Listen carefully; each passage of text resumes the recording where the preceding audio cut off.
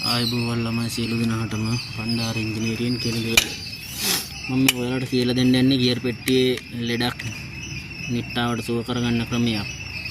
ඔයාලා දන්නවා gear පෙට්ටියේ අතනින් oil පාර කාන්දු වෙන්න මේ පැත්තට එන්නවා නම් මෙතනින් ඔයිල් පාර නවත්තන්න උත්සාහ කරන්න එපා. එක එක සීල් ගහලා කුබෝටවල අරෝය මේවා සීල් ගහලා උත්සාහ කරන්න එපා.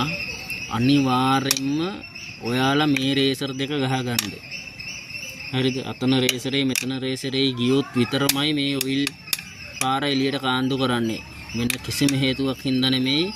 රේසරේ චූට්ටක් කරේ ගිහිල්ලා නම් තමයි යන්තම් හරි හෙල්ලෙනවා නම් තමයි ඒ වයිඩ් අතන තියෙනවා. ඔයාලා දන්නවනේ ලොකු වීල් එකක් තියෙනවනේ කවුන්ටර් වීල් එකක්. ඒ වීල් එකට එන වයිබ්‍රේට් එක හින්දා තමයි සීල් එක කාන්දු කරලා ඔයිල් පාර මේ පැත්තට එන්නේ.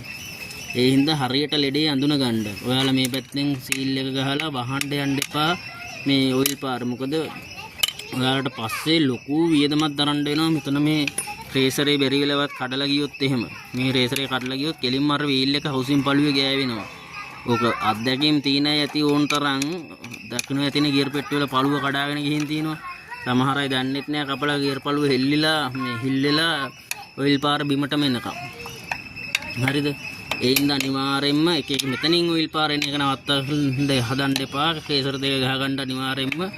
ඒ රේසර් දෙකේ තමයි ලෙඩේ තියෙන්නේ. රේසර් දෙක හරියටම ගහනකොට මේ බුස් එක ගැන සඳහන් කරන්න ඕනේ. මෙන්න මේ පියන හින්දා තමයි අනිවාර්යෙන්ම මෙතන රේසරේ නයි යන්නේ. මේ රේසරේ යන්නේ මේ පියන මේ පේනවාද කට ප්‍රමාණය ඔච්චරක් ගිහිලා තින්න මේක අස්සෙන් මඩ වහිනවා.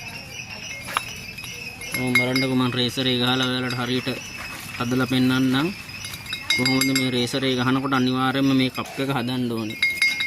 මේකට ගෑවි නොගෑවි තින් හදන්න ඕනේ. මුගක් අය කරන්නේ නැති වැඩ තමයි මේවා. මේ රේසරේ ගහනවා සීල් එක ගහනවා බුස් එක ගහලා හරි ඕකේ කියනවා. කිව්වට වැඩක් නෑ. අනිවාර්යයෙන්ම මේ පියන් වල මෙහෙම ප්ලේ තියෙන්න බෑ. ඕම් බලන්න මම හදලා ඉවරලා ඔයාලට දාන්නම් ඊළඟ වීඩියෝ එක. මේවා තමයි අඩුපාඩු. මේ රේසර් යන්න හේතු මේවා. හරිද? එහෙනම් ජය වේවා.